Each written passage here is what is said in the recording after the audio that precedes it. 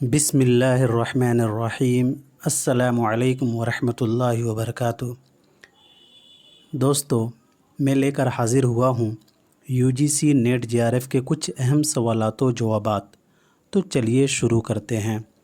آج کا پہلا سوال ہے، اقبال کا وہ کون سا مجموعہ ہے آدھا اردو اور آدھا فارسی میں؟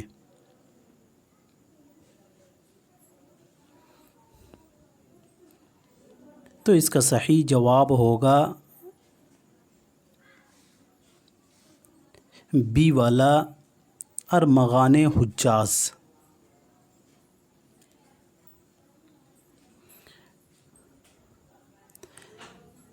ہندو پاک میں اقبال کی 100 سالہ تقریبات کب منعقد ہوئیں؟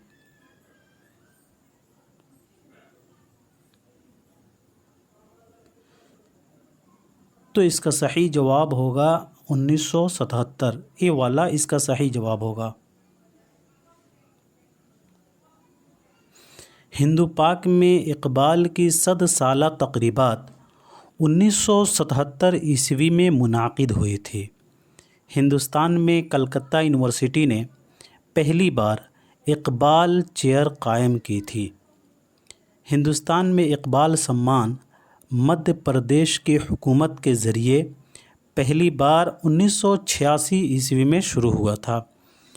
اقبال سمان کی شروعات ارجن سنگھ نے کی تھی۔ اگلا سوال ہے، علامہ اقبال نے فلسفہ کے کس پروفیسر سے بہت زیادہ استفادہ کیا؟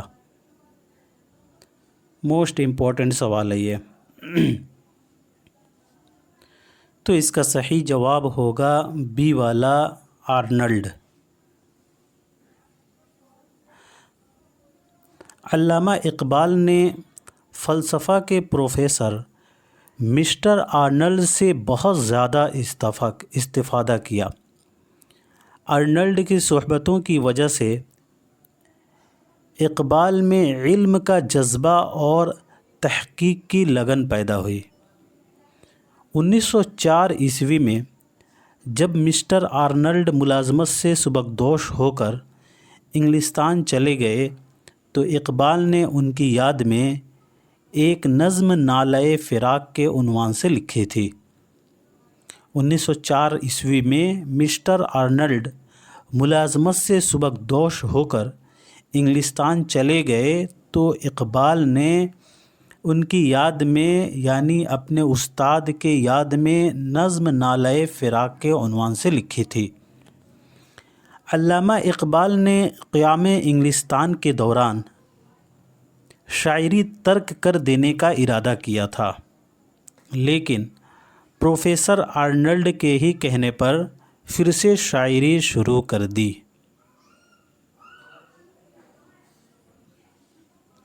علم الاقتصاد علامہ اقبال کی پہلی نثری تصنیف ہے جسے اقبال نے مسٹر آرنلڈ کی تحریک سے لکھی۔ علامہ اقبال نے گورنمنٹ کالج لاہور سے MA تیسرے درجے میں 1899 عیسوی میں پاس کیا تھا، اور یہیں اقبال کو فلسفے کے پروفیسر آرنلڈ سے شاگردی کا موقع ملا تھا، اور انہی سے اقبال نے سب سے زیادہ استفادہ کیا۔ بڑھتے ہیں اگلے سوال کی طرف۔ اقبال نے نالۂ فراق کس کی یاد میں کہی؟ تو اس کا صحیح جواب ہو جائے گا اے والا، آرنلڈ۔ اگلا سوال ہے، 1933 عیسوی میں علامہ اقبال کن حضرات کے ساتھ افغانستان تشریف لے گئے تھے؟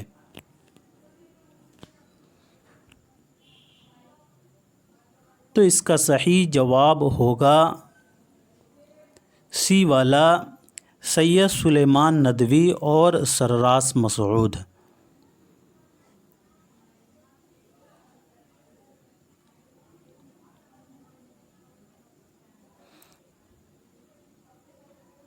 علامہ اقبال نے 1933 عیسوی میں افغانستان کا سفر سید سلیمان ندوی اور سرراس مسعود کے ساتھ کیا تھا۔ ان تینوں کو جنرل کونسل افغانستان کی طرف سے دعوت نامے ملے اور 1933 عیسوی میں کابل پہنچے اور والی افغانستان اور اراکین سلطنت سے ملاقاتیں کی۔ وہاں پر اقبال کی اعلیٰ حضرت نادر شاہ سے تفصیلی گفتگو ہوئی۔ اقبال کے اوپر بادشاہ خوش کلام اور سادہ پوش کا گہرا اثر ہوا۔ اقبال کے اوپر بادشاہ خوش کلام اور سادہ پوش کا گہرا اثر ہوا۔ انہوں نے سفر افغانستان اور بادشاہ سے ملاقات کا ذکر اپنی فارسی مثنوی مسافر میں کیا ہے۔ اقبال نے حکیم سنائی کے مزار پر فاتحہ پڑھا اور سلطان محمود کے مزار پر بھی حاضری دی۔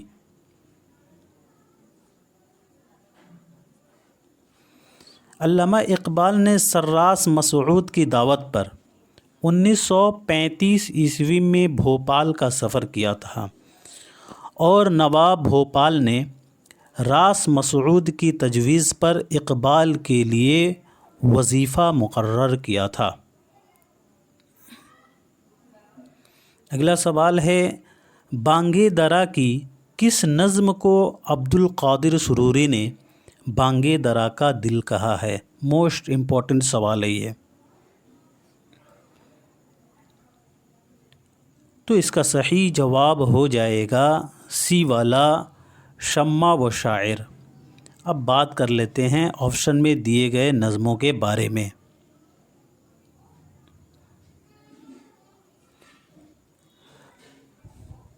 پروفیسر عبد القادر مدیر مخزن نے نظم شمع و شاعر کو بانگے درا کا دل کہا ہے۔ یہ نظم بانگے درا میں شامل ہے۔ شمع و شاعر بانگے درا میں شامل ہے اور 110 بند پر مشتمل ہے جو ترکیب بند میں ہے۔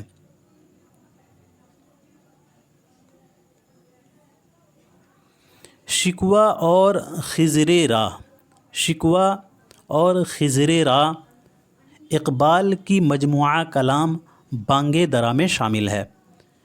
بانگے درا کا دیباچہ عبد القادر نے تحریر کیا ہے۔ موسٹ امپورٹنٹ لائن ہے یہ۔ بانگے درا کا دیباچہ عبد القادر نے تحریر کیا ہے۔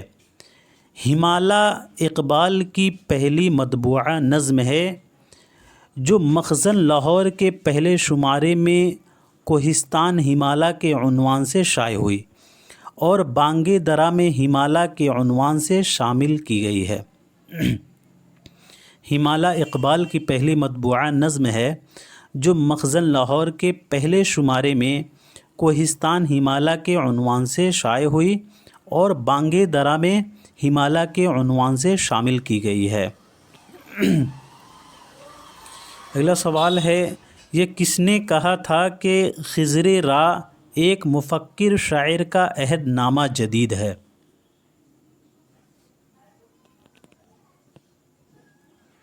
تو اس کا صحیح جواب ہوگا ڈی والا، آل احمد سرور۔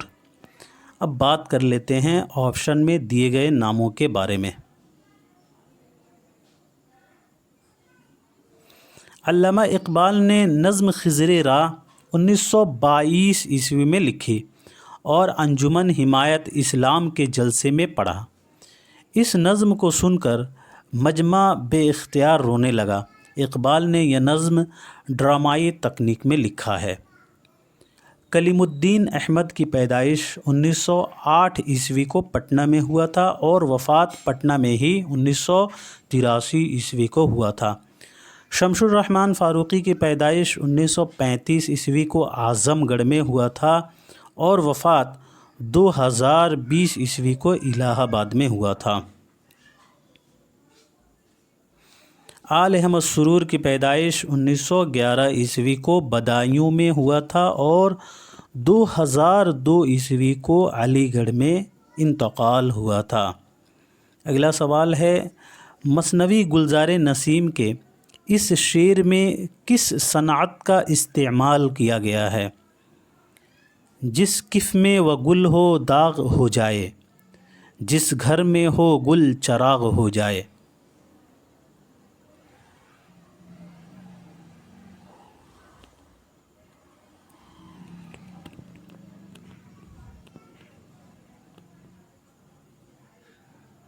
تو اس کا صحیح جواب ہوگا ڈی والا، تجنیس تام۔ اب بات کر لیتے ہیں آپشن میں دیے گئے صنعت کے بارے میں۔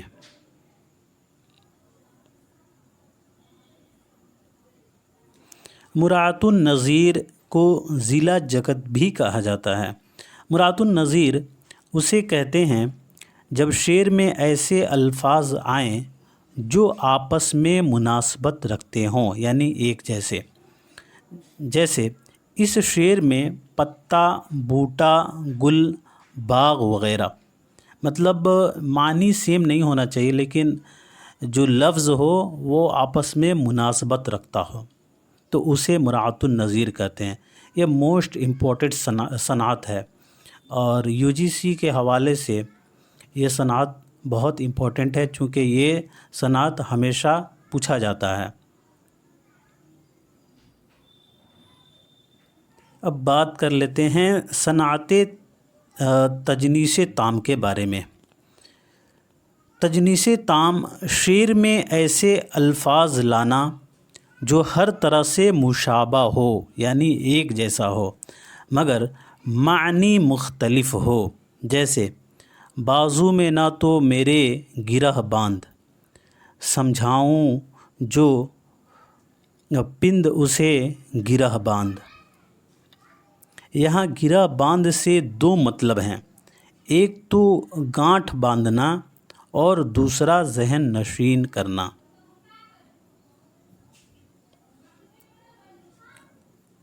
صنعت تضاد، صنعت تضاد کو طباق بھی کہا جاتا ہے۔ یہ پچھلی مرتبہ یہ سوال آیا تھا طباق کے بارے میں۔ شعر میں ایسے الفاظ کا استعمال ایک ساتھ کیا جائے جس میں باعتبار معنی تضاد پایا جائے، یعنی الٹا سیدھا پایا جائے، ایک دوسرے کی ضد پایا جائے۔ جیسے آگ اور پانی ایک دوسرے کی ضد ہیں، عرش اور فرش۔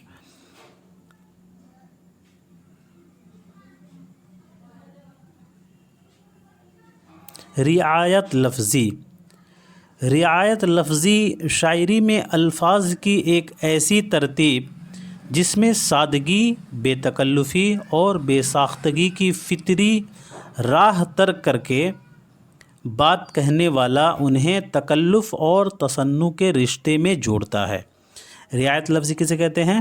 شاعری میں الفاظ کی ایک ایسی ترتیب جس میں سادگی، بے تکلفی اور بے ساختگی کی فطری راہ ترک کر کے بات کہنے والا انہیں تکلف اور تصنع کے رشتے میں جوڑتا ہے۔ اگلا سوال ہے، جو نخل تھا سوچ میں کھڑا تھا، جو برگ تھا ہاتھ مل رہا تھا۔ مثنوی گلزار نسیم کے اس شعر میں کس صنعت کا استعمال کیا گیا ہے؟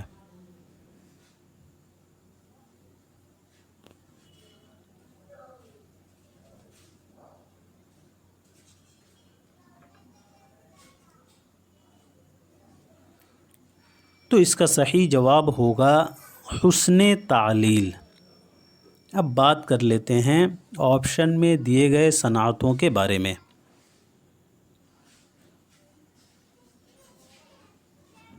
حسن تعلیل، تعلیل کے معنی ہیں وجہ متعین کرنا یا وجہ بیان کرنا۔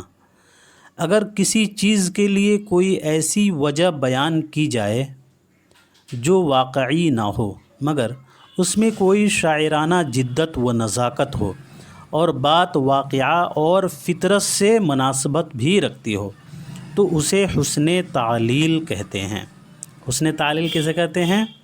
اگر کسی چیز کے لیے کوئی ایسی وجہ بیان کی جائے جو واقعی نہ ہو مگر اس میں کوئی شاعرانہ جدت و نزاکت ہو اور بات واقعہ اور فطرت سے مناسبت بھی رکھتی ہو تو اسے حسن تعلیل کہتے ہیں۔ جیسے پہلے نہائی اوس میں پھر آنسوؤں میں رات، یوں بوند بوند اتری ہمارے دلوں میں رات۔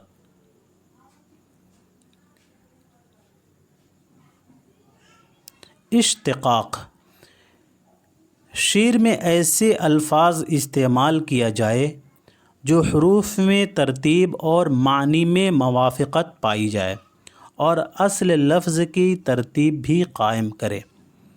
اشتقاق، شعر میں ایسے الفاظ استعمال کیا جائے جو حروف میں ترتیب اور معنی میں موافقت پائی جائے اور اصل لفظ کی ترتیب بھی قائم کرے۔ جیسے تو میرے حال سے غافل ہے پر اے غفلت کیش، تیرے اندازے تغافل نہیں غفلت والے۔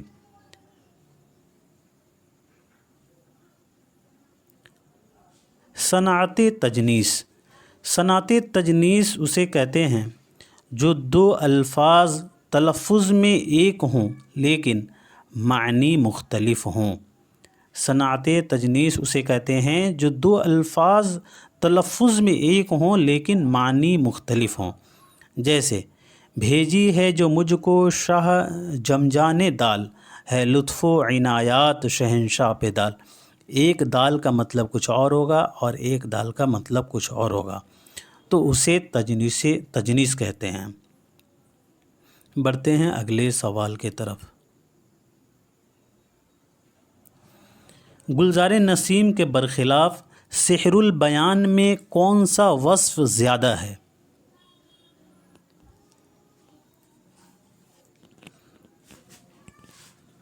تو اس کا صحیح جواب ہو جائے گا بی والا، جزیات نگاری۔ گلزار نسیم کے برخلاف سحر البیان میں جزیات نگاری زیادہ ہے۔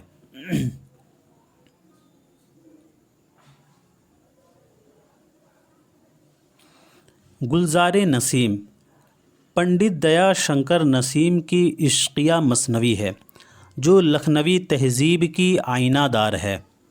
پنڈت دیا شنکر نسیم کی پیدائش 1811 عیسوی کو لکھنؤ میں ہوا تھا اور وفات 1845 عیسوی کو لکھنؤ میں ہی ہوا تھا۔ ان کے والد کا نام گنگا پرساد قول تھا۔ پنڈت دیا شنکر نسیم کے والد کا نام گنگا پرساد قول تھا۔ دیا شنکر نسیم کا تعلق دبستان لکھنؤ سے تھا۔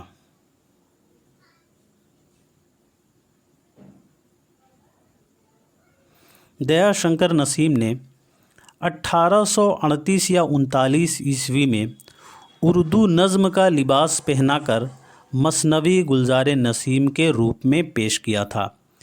حالانکہ اصل قصہ عزت اللہ بنگالی نے 1722 عیسوی میں قصہ بکاولی کے نام سے لکھا تھا جو فارسی نثر میں ہے۔ اس مثنوی کو منشی نہال چند لاہوری نے 1803 عیسوی میں گلکرسٹ کی فرمائش پر مذہب عشق کے نام سے اردو میں منتقل کیا تھا۔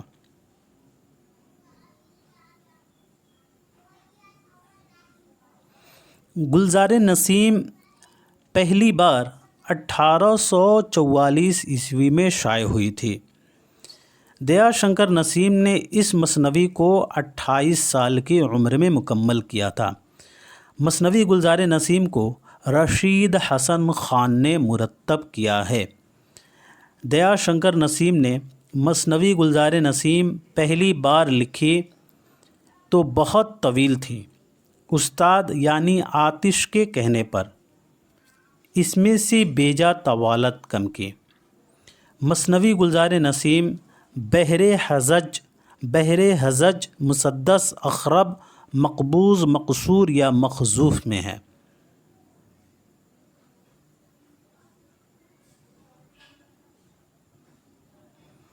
مثنوی گلزار نسیم میں دیگر مثنویوں کے مقابلے میں ما فوق الفطرت عناصر کی کثرت ہے۔ پوری مثنویوں میں پریاں اڑتی ہیں اور دیو اپنی کرامات دکھاتے ہیں۔ گلزار نسیم کا مقابلہ اکثر میر حسن کی مثنوی سحر البیان سے کیا جاتا ہے۔ گلزار نسیم کا مقابلہ اکثر میر حسن کی مثنوی سحر البیان سے کیا جاتا ہے۔ پروفیسر رشید احمد صدیقی نے اس مثنوی کے بارے میں لکھا ہے، یعنی گلزار نسیم کے بارے میں لکھا ہے، شعر و شاعری کے جن پہلوؤں کے اعتبار سے لکھنؤ بدنام ہے، گلزار نسیم نے انہی پہلوؤں سے لکھنؤ کا نام اونچا کیا ہے۔ زبان کو شاعری اور شاعری کو زبان بنا دینا کوئی آسان کام نہیں۔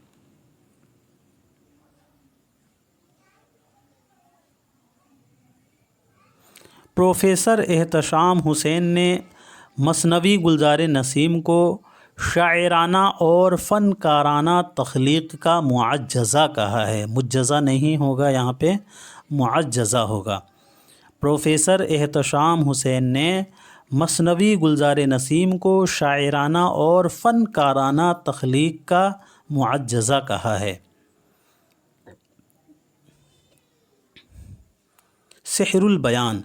سحر البیان میر حسن کی مثنوی ہے جسے 1784 یا 85 عیسوی میں آصف الدولہ کے عہد میں لکھا تھا۔ میر حسن نے مثنوی سحر البیان 1784 یا 85 عیسوی میں آصف الدولہ کے عہد میں لکھا تھا۔ میر حسن کی پیدائش 1737 عیسوی کو دہلی میں ہوا تھا اور وفات 1786 عیسوی کو لکھنؤ میں۔ میر حسن کا اصل نام میر غلام حسن تھا اور تخلص حسن۔ والد کا نام میر غلام حسین تھا جو ضاحک تخلص کرتے تھے۔ یہ اپنے دور کے مشہور و معروف ہجو گو شاعر تھے۔ میر حسن کے والد اپنے دور کے مشہور و معروف ہجو گو شاعر تھے۔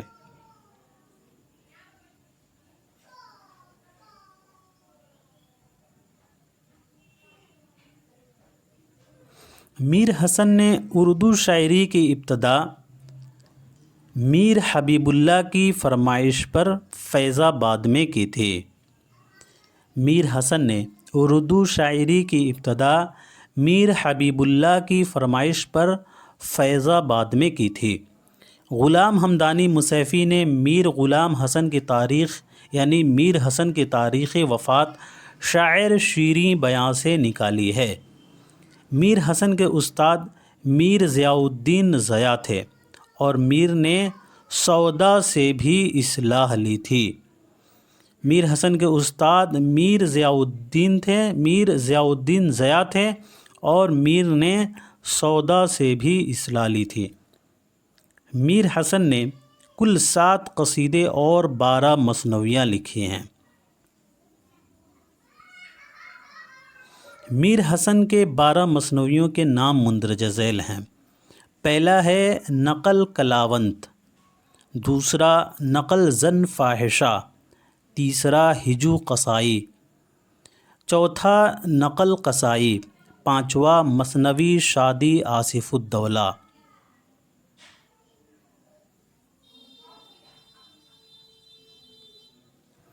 چھٹا مثنوی رموز العارفین، ساتواں مثنوی ہجو حویلی،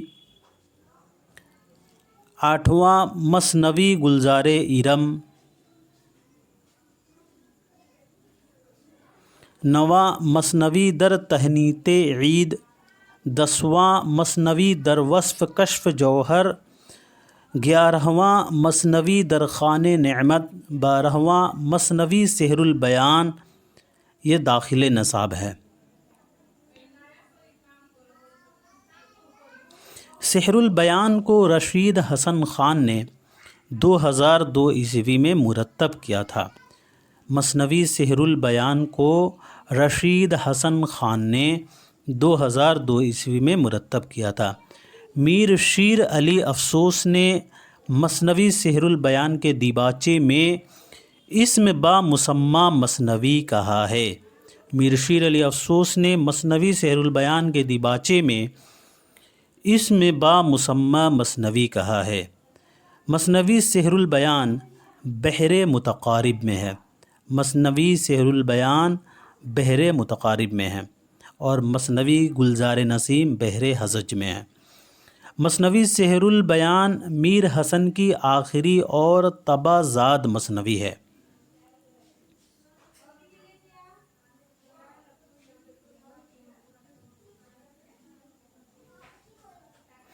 محمد حسین آزاد نے سحر البیان کے متعلق لکھا ہے کہ زمانے نے اس کی سحر بیانی پر تمام شعراء اور تذکرہ نویسوں سے محضر شہادت لکھوایا۔ اس مثنوی کو میر حسن نے حمد باری سے شروع کیا ہے۔ کروں پہلے توحید یزداں رقم، جھکا جس کے سجدے کو اول قلم۔ سحر البیان کے اہم کردار: شہزادہ بے نظیر بدر منیر جو سراندیپ کی شہزادی ہے، وزیر زادی نجم النساء، وزیر زادی نجم النساء یہ بدر منیر کی سہیلی ہے، اور یہ سحر البیان کے فعال اور متحرک کردار ہیں۔ ماہ رخ پری، فیروز شاہ، مسعود شاہ اور حسن بائی وغیرہ ہیں۔ اگلا سوال ہے، کس مثنوی نگار نے اپنی مثنویوں میں خود کو ہیرو کے طور پر پیش کیا ہے؟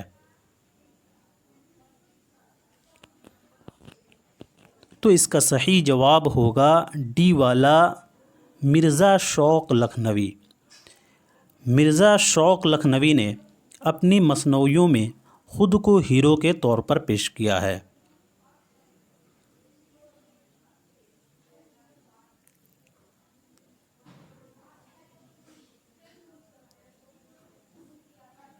اب بات کر لیتے ہیں مرزا شوق لکھنوی کے بارے میں۔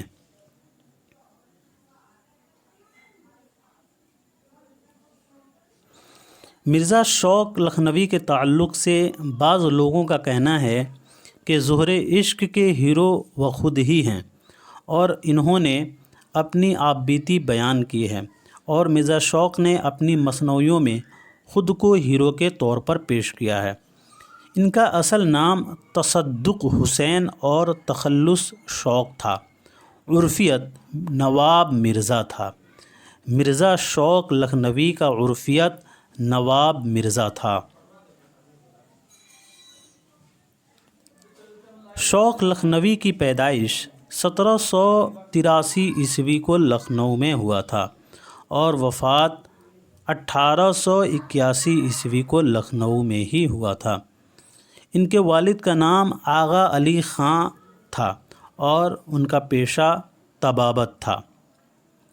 مرزا شوق لکھنوی کی مثنویاں فریب عشق، بہار عشق، زہر عشق، لذت عشق، خنجر عشق وغیرہ ہیں۔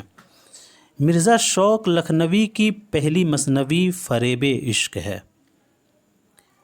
مومن خاں مومن کی پیدائش 1800 عیسوی کو دہلی میں ہوا تھا، اور وفات 1852 عیسوی کو دہلی میں ہی ہوا تھا۔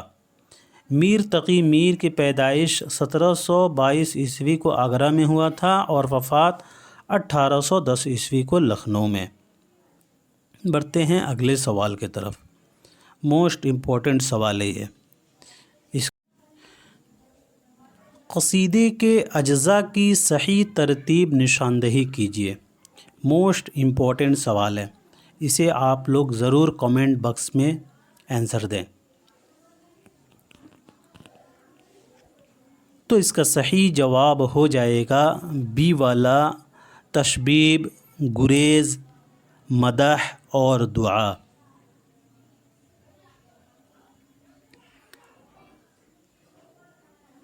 قصیدہ عربی زبان کا لفظ ہے جس کے لغوی معنی ستبر یا مغز غلیظ کے ہیں، یعنی گاڑھا یا دمدار گودا، یا یوں کہہ سکتے ہیں کہ قصیدہ لفظ قصص سے نکلا ہے، اور اس کے لغوی معنی ارادہ کرنا کے ہیں۔ اصطلاح میں قصیدہ اس مسلسل نظم کو کہتے ہیں جس کے پہلے شعر کے دونوں مصرے اور بقیہ اشعار کے دوسرے مصرے ہم قافیہ و ہم ردیف ہوں، اور جس میں مدح یا ذم، وعظ و نصیحت یا مختلف کیفیات و حالات وغیرہ کا بیان ہو۔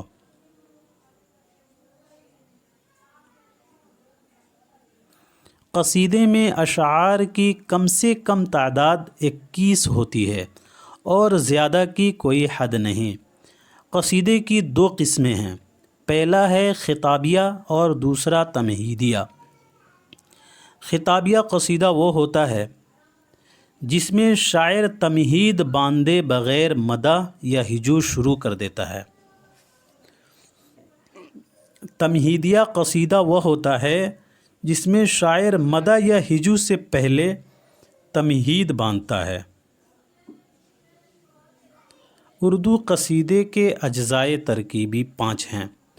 پہلا ہے تشبیب، دوسرا گریز، تیسرا مدح، چوتھا مدح اور پانچواں دعا۔ بڑھتے ہیں اگلے سوال کے طرف۔ یہ کس نے لکھا ہے کہ صحرائے کربلا کی دوپہر کی شدت اور رات کے سناٹے کو انیس نے مبصر کے احساس اور مصور کی نظر سے دیکھا ہے؟ تو اس کا صحیح جواب ہوگا ڈی والا، جعفر۔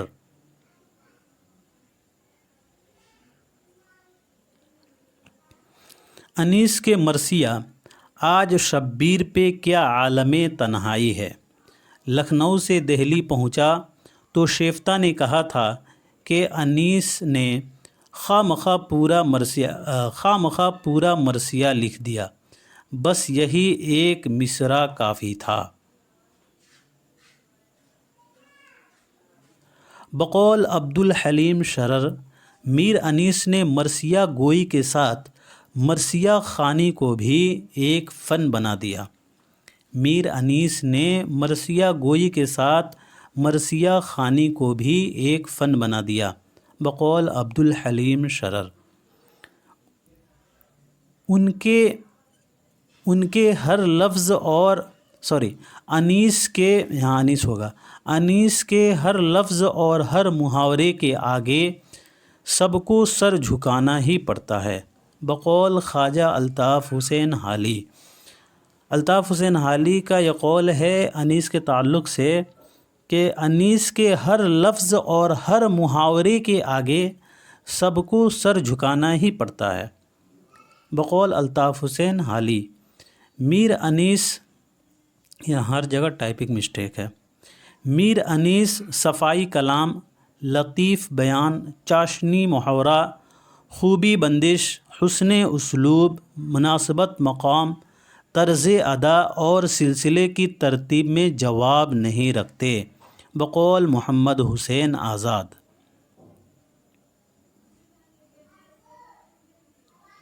حالی اور سیدین کی نثر کو اخلاقی نثر کا نام دیا جا سکتا ہے تو انیس کے تمام تر کلام کو یا اس کے بیشتر حصے کو ہم اخلاقی نظم کے نام سے موسوم کر سکتے ہیں۔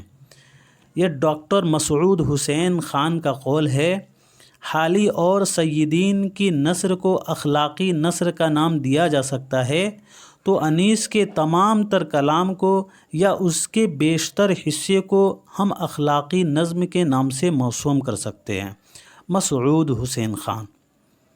میر خلیق کا لونڈا آفتیں ڈھا رہا ہے، بقول خواجہ آتش۔ آتش لکھنوی کا یہ قول ہے، میر خلیق کا لونڈا آفتیں ڈھا رہا ہے۔ انیس کے حوالے سے یہ قول ہے آتش کا۔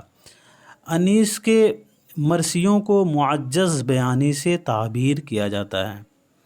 اگلا سوال ہے، مرثیے کو کس نے تشبیب سے متعارف کرایا جو آگے چل کر چہرہ سے منسوب ہوئی؟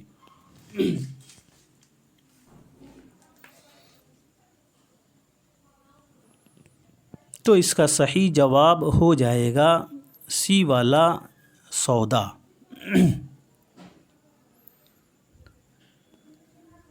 اب بات کر لیتے ہیں مرثیہ کے بارے میں۔ مرثیہ عربی زبان کا لفظ ہے جو رسا سے لیا گیا ہے، جس کے لغوی معنی ہیں وصف میت، جو بین کے مترادف ہے، اور دوسری جگہ مرثیے کے معنی مردے پر رونے کے ہیں۔ مرثیے کو تشبیب سے سودا نے متعارف کرایا، جو آگے چل کر چہرہ سے منسوب ہوئی۔ زندوں کی تعریف کو قصیدہ کہتے ہیں، اور مردوں کی تعریف جس میں تعصب اور افسوس بھی شامل ہوتا ہے مرثیہ کہتے ہیں۔ یہ الطاف حسین حالی کا بہت ہی مشہور قول ہے، زندوں کی تعریف کو قصیدہ کہتے ہیں اور مردوں کی تعریف جس میں تعصب اور افسوس بھی شامل ہوتا ہے مرثیہ کہتے ہیں، بقول الطاف حسین حالی۔ مرثیے کے اجزائے ترکیبی۔ مرثیے کے اجزائے ترکیبی میر ضمیر نے متعین کیے ہیں۔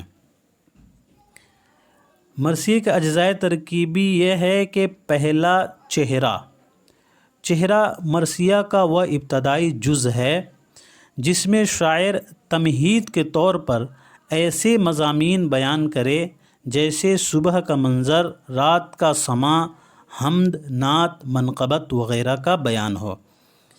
چہرے میں برات استحلال کی صورت ملتی ہے۔ سراپا مرثیہ کے ہیرو کا خد و خال، قد و قامت اور رنگت کا بیان ہوتا ہے۔ سراپا میں مرثیہ کے ہیرو کا خد و خال، قد و قامت اور رنگت کا بیان ہوتا ہے۔ رخصت، ہیرو کا میدان جنگ میں اجازت لے کر رخصت ہونا۔ رخصت کا مطلب یہ ہوتا ہے کہ ہیرو کا میدان جنگ میں اجازت لے کر رخصت ہونا۔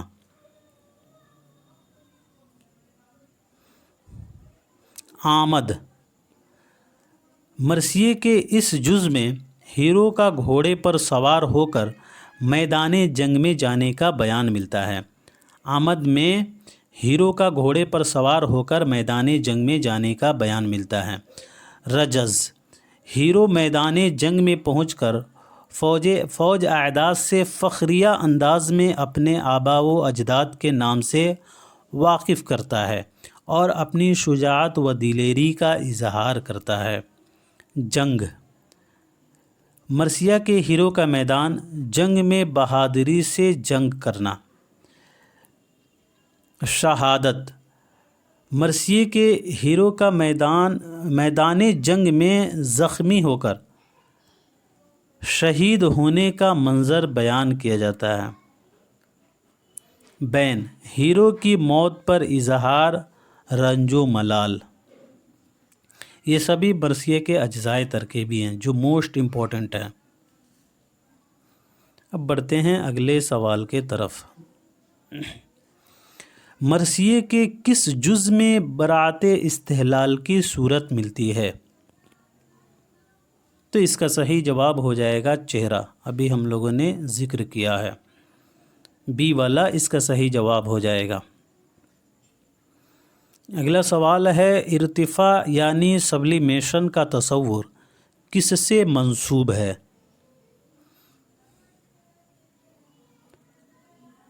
تو اس کا صحیح جواب ہو جائے گا ڈی والا، لونجائنس۔ اب بات کر لیتے ہیں لونجائنس کے بارے میں، مختصر بات کریں گے۔ ارسطو کے بعد تنقیدی فکر میں جو یونانی نام اہم ہے وہ لونجائنس کا ہے۔ لونجائنس نے پہلی صدی عیسوی میں اپنا مقالہ الوہیت کے بارے میں تصنیف کیا تھا، جو 1554 عیسوی میں پہلی بار دریافت ہوا تھا۔ لونجائنس نے شاعری میں الوہیت کا نظریہ پیش کیا تھا۔ لونجائنس کے مطابق الوہیت تک پہنچنے کے لیے 5 صفات ضروری ہیں۔ لون جائنس کے مطابق علویت تک پہنچنے کے لیے کتنی صفات ضروری ہیں؟ تو 5۔ لون جائنس کے نزدیک شاعری نہیں بلکہ شاعر زیادہ اہم ہے۔ لون جائنس افلاطون کے نظریات سے متاثر تھا۔ لون جائنس کس کے نظریات سے متاثر تھا؟ تو افلاطون۔ لون جائنس پہلی صدی عیسوی کا تھا۔ جمیل جالبی نے لکھا ہے کہ جیسے ارسطو پہلا کلاسیکی نقاد ہے، اسی طرح لون جائنس کو پہلا رومانی نقاد کہا جا سکتا ہے۔ لون جائنس ادب میں لطف اندوزی پر زور دیتا ہے۔ لون جائنس ادب میں لطف اندوزی پر زور دیتا ہے۔ لون جائنس کے نزدیک جو چیزیں ادب کو علویت عطا کرتی ہیں وہ 5 ہیں۔ یہ کہا جا سکتا ہے کہ لون جائنس نے عظیم ادب کی 5 خصوصیات بتائی ہیں۔ پہلا ہے خیال بلند ہو۔ دوسرا، جذبات میں ایسی شدت ہو کہ پڑھنے والے کے دل میں اتر جائیں۔ تیسرا ہے صنعتوں کا استعمال۔ چوتھا، لفظوں کے انتخاب میں توجہ اور محنت سے کام لیا گیا ہو۔ 5واں ہے لفظوں کی ترتیب سے ہم آہنگی ظاہر ہوتی ہو اور نغمگی پیدا ہوتی ہو۔ اگلا سوال ہے 20ویں صدی میں عملی تنقید کو ایک نئے طریقہ کار کے طور پر کس نے پیش کیا تھا؟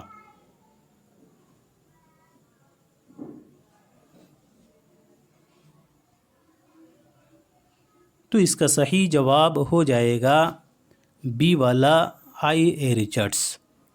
اب آئی اے ریچرڈس کے بارے میں مختصر بات کر لیتے ہیں۔ آئی اے ریچرڈس شاعری کو زندگی کے لیے ضروری قرار دیتا ہے، سائنسی طریقہ کار کا اختیار کرتا ہے اور نفسیات سے مدد لیتا ہے۔ آئی اے ریچرڈس شاعری کو زندگی کے لیے ضروری قرار دیتا ہے اور سائنسی طریقہ کار اختیار کرتا ہے اور نفسیات سے بھی مدد لیتا ہے۔ ہمارا دور سائنس کا دور ہے۔ سائنس نے زندگی کے ہر شعبے کی طرح تنقید کو بھی متاثر کیا ہے۔ آئی ریچرڈس کا اصل نام آئر آرمسٹرانگ ریچرڈس چشائر تھا۔ ریچرڈس انگلستان میں 1893 عیسوی میں پیدا ہوا تھا۔ آئی ریچرڈس انگلستان میں 1893 عیسوی میں پیدا ہوا تھا۔ آئی ریچرڈس جمالیات کا پروفیسر تھا۔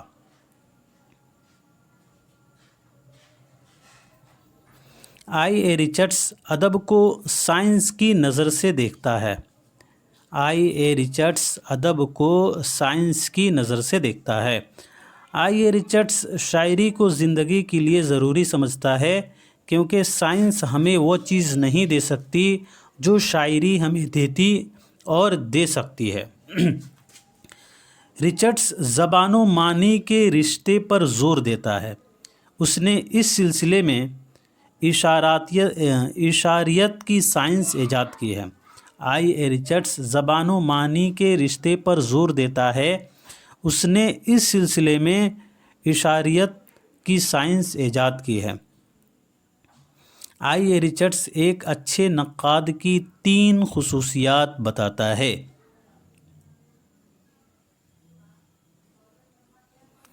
ریچرڈس کی تنقید نگاروں سے تنقید میں نفسیاتی اسکول کا آغاز ہوتا ہے۔ سائنس اور شاعری آئی ریچرڈس کا وہ نمائندہ مضمون ہے جو اس کے فکر و نظر کی پوری طرح ترجمانی کرتا ہے۔ یاد رہے سائنس اور شاعری آئی ریچرڈس کی تصنیف ہے۔ بڑھتے ہیں اگلے سوال کی طرف۔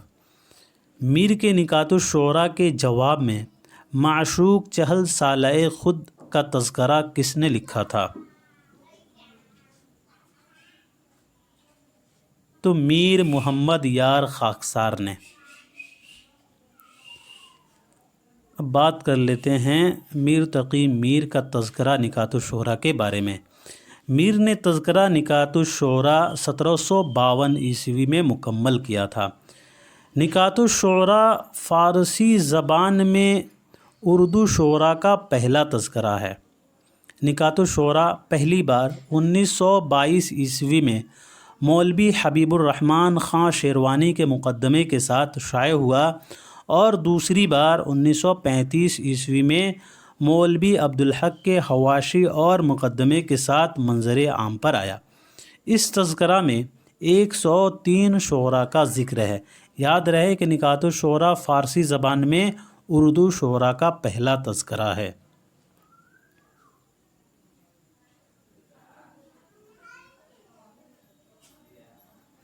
میر نے نکات الشعراء میں امیر خسرو کا سب سے پہلے ذکر کیا ہے۔ میر کے حساب سے میر کے زمانے میں 3.25 شاعر دہلی میں موجود تھے۔ میر نے خود کو اور سودا کو مکمل شاعر، درد کو آدھا شاعر اور سوز کو پاؤ شاعر کہا ہے۔ میر نے خود کو اور سودا کو مکمل شاعر، درد کو آدھا شاعر اور سوز کو پاؤ شاعر کہا ہے۔ بڑھتے ہیں اگلے سوال کی طرف۔ ارسطو نے ڈرامے کے فن میں کسے اولیت دی ہے؟ کسی نہیں ہوگا، یہاں پہ کسے ہوگا، تھوڑا سا ٹائپنگ مسٹیک ہے۔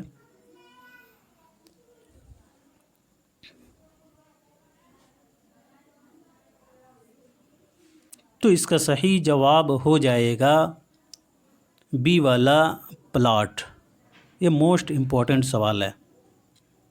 اب بات کر لیتے ہیں ارسطو کے بارے میں۔ ارسطو حضرت عیسیٰ علیہ السلام کی پیدائش سے 384 سال پہلے ایتھنز سے 200 میل شمال میں اشٹاگیر کے مقام پر پیدا ہوا تھا۔ ارسطو کا باپ مقدونیہ کے بادشاہ ایمنٹاس کا طبیب خاص تھا۔ کتھارسیس کا نظریہ ارسطو نے ہی دیا تھا۔ موسٹ امپورٹنٹ، یہ جون کا جو ایگزام ہوا تھا، جون 2023 کا، اس میں یہ سوال پوچھا گیا تھا، کتھارسیس کا نظریہ کس نے پیش کیا تھا؟ تو کتھارسیس کا نظریہ ارسطو نے پیش کیا تھا۔ ارسطو نے ڈرامے کے فن میں پلاٹ کو اولیت دی ہے۔ ارسطو کے نزدیک نقالی عیب نہیں، خوبی ہے۔ ارسطو نے شاعری کی 4 قسمیں بتائی ہیں۔ پہلا ہے المیہ، دوسرا تربیہ، تیسرا رزمیہ اور چوتھا باغیانہ شاعری۔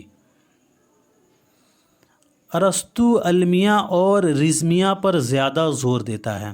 ارسطو نے المیہ کے لیے 6 عناصر ضروری بتائے ہیں۔ ارسطو کی کتابیں فن خطابت اور فن شاعری، جس کا نام بوتیقا ہے۔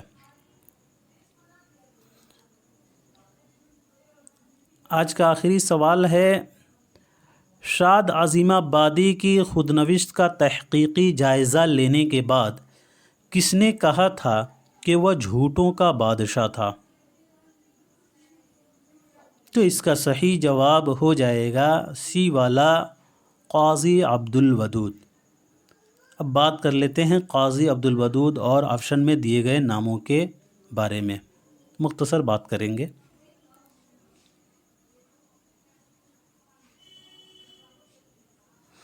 سید سلیمان ندوی نے شاد عظیم آبادی کو اس دور کا میر کہا ہے۔ رشید حسن خان کی پیدائش 1925 عیسوی کو شاہ جہان پور میں ہوا تھا اور وفات 2006 عیسوی کو شاہ جہاں پور میں ہی ہوا تھا۔ محمود شیرانی کی پیدائش 1880 عیسوی کو ٹونک راجستھان میں ہوا تھا اور وفات 1946 عیسوی کو ہوا تھا۔ سید سلیمان ندوی کی پیدائش 1884 عیسوی کو بہار میں ہوا تھا اور وفات 1953 عیسوی کو کراچی میں۔ مسعود حسین خان کی پیدائش 1919 عیسوی کو قائم گنج فرخ آباد میں ہوا تھا اور وفات 2010 عیسوی کو ہوا تھا۔ قاضی عبد الودود کی پیدائش 1896 عیسوی کو کاکو بہار میں ہوا تھا اور وفات 1984 عیسوی کو بہار میں ہی ہوا تھا۔ تو دوستو آج کے لیے اتنا ہی رکھتے ہیں، ملتے ہیں اگلے کلاس میں، تب تک کے لیے خدا حافظ۔